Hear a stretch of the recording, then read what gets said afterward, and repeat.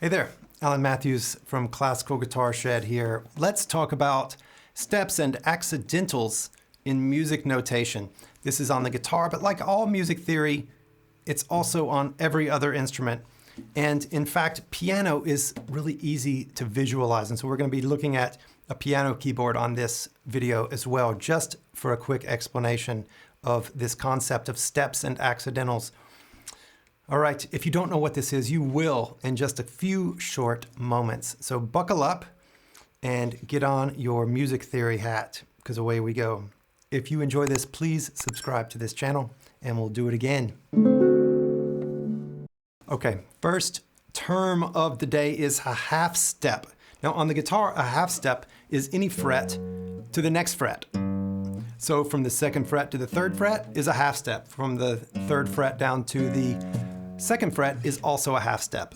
On the guitar, the frets are organized by half steps. Each one is a half step away from the next. On the piano, this is going to be a note next to each other. So it'll be the note right next to that note, be it a white note or a black note. If you just cut the bottom part of a piano off, just the white part, and just have white and blacks, then it would just be the note to the next note. And that's a half step. Now a whole step or a whole tone or just a tone is 2 frets on the guitar. So the second fret to the fourth fret, let's say, or the third fret down to the first fret, or the third fret up to the fifth. That is going to be a whole step, 2 frets on the guitar.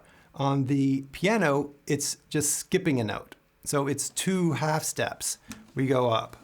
So we could also think of a whole step as 2 half steps, which makes perfect sense. So that brings us to the sharp and the flat. And you may have heard these words before.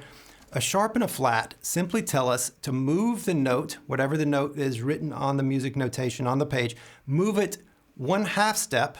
On the guitar, that'd be 1 fret, one way or the other. So a flat, which looks like this little lowercase b here, tells us to move it down. So if we have this note right here, and this note is a G, if we have a flat beside it, that would tell us to move it 1 note down, and then that would just be called G flat. You can remember this because that a flat goes down because you can flatten something. If you imagine stomping on it with your foot, then you flatten it, you send it down.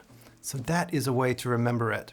A sharp, on the other hand, lifts us up 1. So if we're here at this note and it is a G, and you have a G sharp, and that looks like the hashtag sign or tic-tac-toe or the number sign, whichever one you want to do it, that tells us to raise it 1 half step or 1 fret. So then G sharp brings us up to the 4th fret right here. So, and this is in pitch, not in space. On the guitar, up ends up being down in space and flat ends up being up in space. But you just know in the sound of the note, flat goes down, sharp goes up. Now just to make things even more wonderful, we have double flats and double sharps, and they are exactly what they sound like. So if we double flat something, we just do the same thing twice. We flatten it twice. We're at this same note as our G, and we're going to flatten it. That brings it down 1 fret, and we're going to double flat it, brings it down 1 more fret. So now we're going down a whole step instead of a half step. And we write that with just 2 of the flat signs, or the little lowercase b's. We write just 2 of those next to each other is a double flat. And why would you do that? Why not just write it the lower note? Well, sometimes we just have to call things by funny names in music just to make it work out. Composers sometimes want to tell us that a particular thing is happening with the harmony and the way the chords work together. And so double flat makes more sense once you understand all those things than writing it a whole step down. Still, you see people writing it a whole step down as well. But sometimes we do actually need this weird thing that is the double flat or the double sharp. The double sharp, looking at this, we see as an X. It's a little X in the music, and that is just raising it up 2 notes. So we have G, we have a G sharp, we have a G double sharp. We typically don't go triple sharps or quadruple sharps or anything like that. We only do double sharps and single sharps. And the double flat and double sharp is not very common. but you might see it. And so if you do, then know that that's what it is. The two little B's are the double flat, and the X sign is the double sharp. Now there's one more sign, and that is the undo button. It's the back button, and that is the natural sign. Some people say it looks like a kite.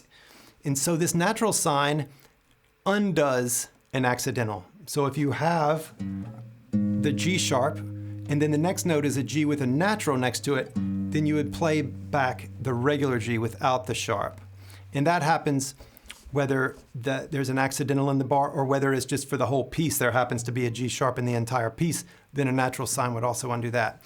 I'll also say that for all of these, for these accidentals, the bar line cancels it out. So it only lasts to a bar line and then it cancels out. So if you see, you're playing along, you're in G, and then all of a sudden you see this G sharp on there, in the very next measure, if you see a G with nothing next to it, it's your regular G again and not the sharp, because the bar line cancels it out. Clean slate, all done. And this is the story of accidentals. And so we have our flat, we have our double flat, we have our sharp and our double sharp.